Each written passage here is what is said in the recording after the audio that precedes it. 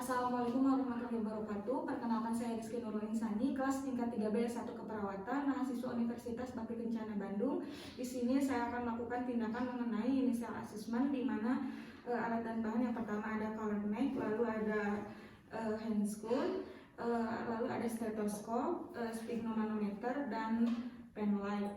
Sebelum ke pasien, kita cuci tangan terlebih dahulu.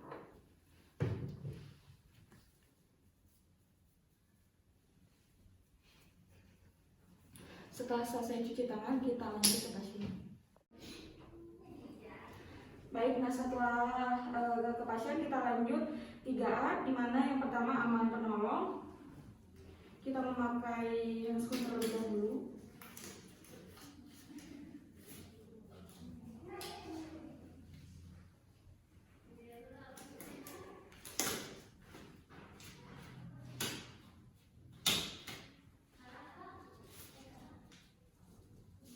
Lalu yang kedua aman pasien, di mana pasien ketika ada di tengah jalan kita kepinggirkan terlebih dahulu, dan aman lingkungan.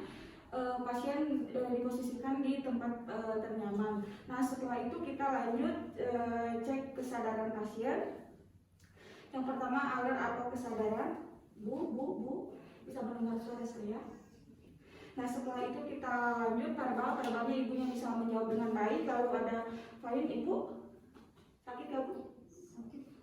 Setelah itu kita cek responnya, pasien dalam keadaan merespon.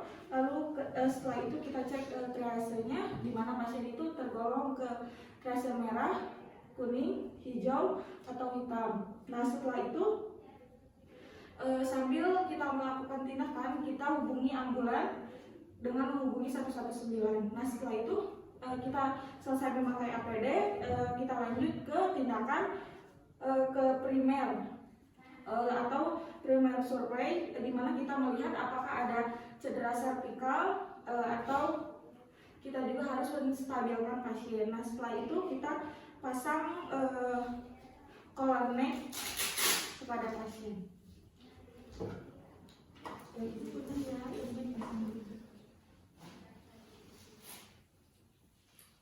Nah setelah itu kita bersihkan jalan napas pasien. Yang pertama kita lakukan cross finger atau finger swab.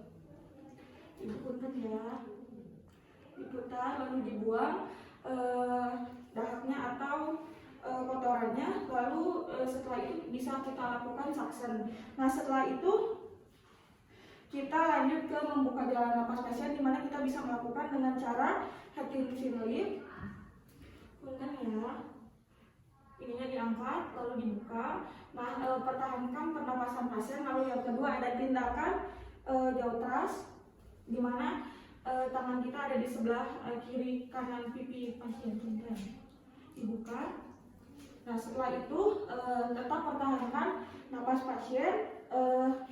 Setelah itu jika pasien mengalami cedera servikal, dilakukannya jaw thrust. Nah setelah itu kita lanjut ke mengecek breathing, di mana kita lihat dadanya simetris atau tidak, lalu pernapasannya terlihat atau tidak.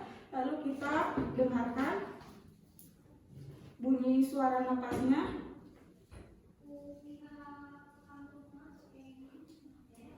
Apakah normal atau tidak, atau justru ada suara tambahan. Baik ya, dikarenakan ada secret, jadi ada suara tambahan di pasiennya. Lalu kita rasakan pernapasannya sambil dilihat. Nah setelah itu kita cek sirkulasinya, di mana di tubuh korban ada pendarahan eksternal atau tidak. Jika ada pendarahan, kita hentikan pendarahan terlebih dahulu. Setelah itu kita cek nadinya. Nadinya masih normal ya. Nah setelah itu akra ekstremitas atas dan bawah dingin atau tidak. Baik, setelah itu kita cek tekanan darahnya ya.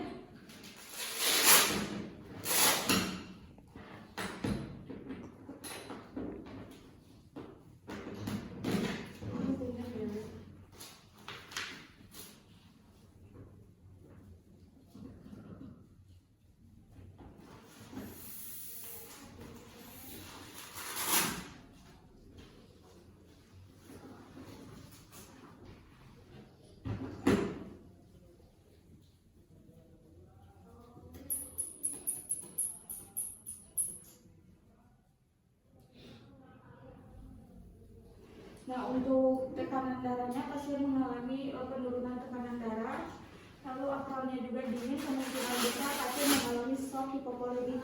Nah, apabila pasien mengalami shock hipovolemik, kita lanjutkan untuk pemasangan infus. Nah, setelah itu kita lanjut disability-nya, di mana kesadaran pasien atau BCS-nya mulai dari motoriknya, ibunya bisa meresponnya mulai dari mata, lalu responnya baik, dan matanya juga bekerja dengan baik. Lalu kita cek pupilnya, kita lihat ukurannya simetris dan sensitivitas terhadap cahaya. Nah, setelah itu kita lanjut ke pengecekan explore atau kita buka baju pasien, takutnya ada luka, bukan ya? Takutnya ada luka yang tersembunyi ya. Nah, lalu kita lanjut ke deformitas, di mana kita cek apakah ada tulang yang tergeser atau tidak. Lalu kita cek terlebih dahulu ya. Digerakkan Bu. Ini gerakkan Bu. Baik.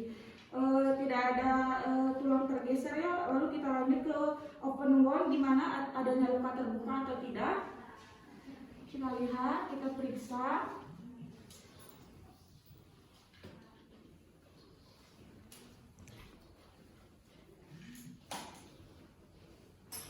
Lalu kita cek tenderness-nya, apakah ada yang nyeri tekan atau tidak. Sakit nggak Bu? Pasien tidak mengalami sakit nyeri tekan ya. Lalu kita cek kembali swelling-nya, apakah ada pembengkakan atau tidak. Mungkin ya Bu.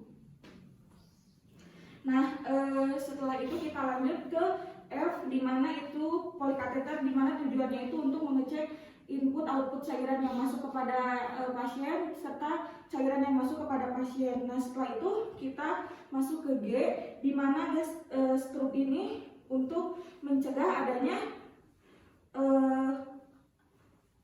adanya bocor pada lambung atau tidak, dan untuk mengetahui apakah pasien mengalami muntah atau tidak. Nah, lalu setelah itu kita masuk ke H, yaitu heart monitor, di mana kita lakukan EKG untuk mengetahui keadaan jantung pasien.